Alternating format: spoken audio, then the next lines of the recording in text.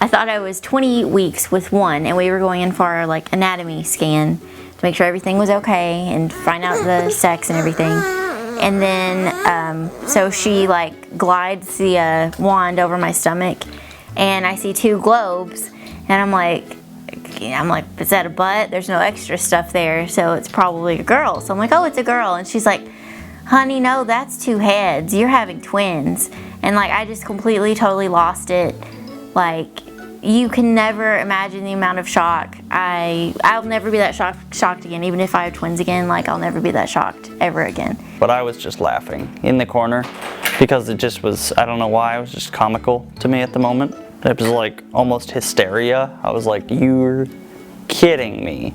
It was a very normal twin pregnancy to our understanding. They didn't have any of that twin-to-twin transfusion syndrome issues or anything like that that are sometimes common in twins. There was no real problems. It was up until the point of the delivery, that's when the problems started happening. He's like, well, if you have low platelets, we deliver. That's what he told me, like at the 30-week scan. And I was like, this is way too early. Like, this can't, you know, the babies are fine. I feel okay. At the time, I thought I was fine. And I wasn't that concerned about it. He's like, okay, well, we're going to admit you today. Told me I'd probably be there for like 34 weeks. 2 days later, like that, I was admitted Wednesday, and then that Friday was when like my kidneys started failing. My the protein in my urine was like extremely high. My liver enzymes or whatever were elevated. Everything was like crazy. On the 3rd day, I was at Walmart actually buying her some more clothes that she would be comfortable in the hospital. And I got a call and she told me, you need to get back here. If my creatinine levels go up by like 0.1 more, then they're taking the babies today. The nurse lied to me because they had already done the test and they knew that it was high enough for, you know, an emergency C-section. But she lied until Brandon came back, and she's like, okay, well, we've already checked the levels and you're 0.2 higher, so we're going to do this at 4. Basically, if it had gotten much worse, Sam would have been on dialysis and kidney failure, full-blown kidney failure. It wasn't an option. They couldn't leave the babies in. There was nothing to do about it. Very routinely, very calmly, they bustled in, started prepping her. I genuinely thought I was going to die, like going into the operating room and stuff. He came into the room, the prep room where I was, in just my scrubs waiting to get taken into the surgery room. And he was very, very blunt in telling me exactly what I needed to hear. And he just said, point blank, Mr. Tucker, you might have to make a choice. And I didn't understand what he was talking about. And he said, you very well might have to make a choice, because this is not normal, and this is not okay. And the way this is happening is not routine. And I'm not going to sugarcoat it for you, but you might have to make a choice, and I need you to tell me right now, what that choice is. And I tend not to be a very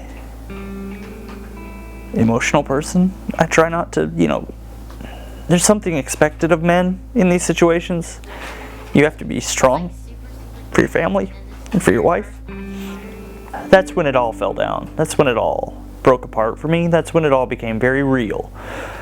When somebody asks you to choose your kids or your wife's life, and you have to make that choice. And I did choose, and it was probably the hardest decision I've ever made in my life. And I'm grateful that it didn't come to that.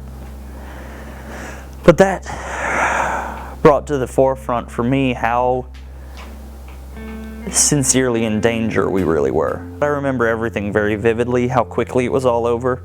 I mean, they say it took 15 minutes. It felt like 5. Pulled the first baby out, Corey, and it sounded like a cat. It sounded like a kitten crying. They pulled out Tegan, and same thing, sounded like a kitten crying. And they had pretty strong cries. And it was something that's always really stuck with me.